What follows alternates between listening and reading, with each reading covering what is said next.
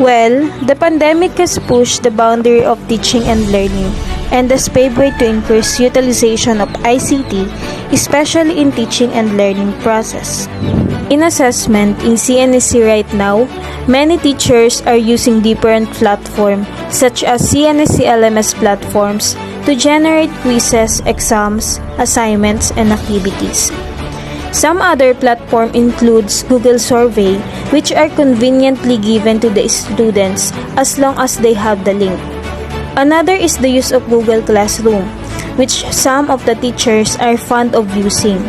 Some online assessments are done by simply using the messenger to get some feedback from their students while recitation, and some of the performance are done by online face-to-face or synchronous by GMET or by using Zoom. The only problem on all these things in terms of assessment is honesty, as the system is not yet that equipped with a way to track down this honesty. Students who are taking assessments, there is an increased online cheating, browsing the web while doing assessments, and sharing response with other students would corrupt the very good intention of evaluating their capability. The use of ICT in assessing students' learning is an effective assessment strategy. This statement may vary depending on the platform, application, or website that the teacher uses in assessing the student's learning. Assessment through the integration of ICT may be in an online or offline form, but the assessment tool must really meet the goal of the subject matter. The teacher must also consider that during the assessment, there should be no possibility that the student will cheat. But since the technology has really developed, applications, websites are available online that can be used in assessing students' learning. This application can provide an accurate and complete result, and it's very convenient on both part of the students and the teachers. Students nowadays are more exposed on ICT. As a teacher, the use of it in assessing students' learning is to help them get involved in the class, not just to be the students who listen, but also who act. ICT helps them visualize learning, and it gives them the experience of what's being discussed. Through technologies, students of this era could pick the lesson up easily. In assessing them, ICT helps the teachers create an accurate data through MS Excel and other related software. Additionally, ideas on how to present activities and make sure that learning is achieved are all available on the internet. ICT is the modern IM, meaning, as we are in this modern age, ICT is indeed a trend.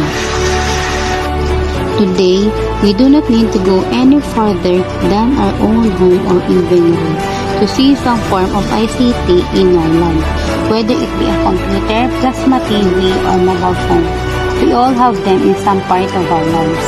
In today's society, people as consumers of ICT all strive for the one thing, which is connected life. No matter how we perceive its presence, there is no denying that it is an important part of our lives and it is here to stay. The presence of ICT in education allows for new ways of learning for students and teachers. E-learning or online learning is becoming increasingly popular, and with various unprecedented events taking place in our lives. This does not only open opportunities for schools to ensure that students have access to curriculum materials while in the classroom, but also allows them to ensure students outside the classroom, such as at home or even in hospitals can do. The benefits of ICT in education is of such that the students in the classroom can all learn from the curriculum materials. Students with special needs are no longer at a disadvantage as they have access to essential material, and special ICT tools can be used by students to make use of ICT for their own educational needs. Despite this, it opens up new issues related to the digital divide and providing access to ICT tools and resources for those who are less fortunate. one of the key skills for 21st century, which includes evaluating, planning, monitoring, and reflecting, to name a few. We don't have to look any further than our own home or even our own room to notice some sort of ICT in our daily lives. We all have them some form or another, whether it's computer, plasma TV, or cell phone. People in today's society as ICT users all aspire the same goals, which is a connected life.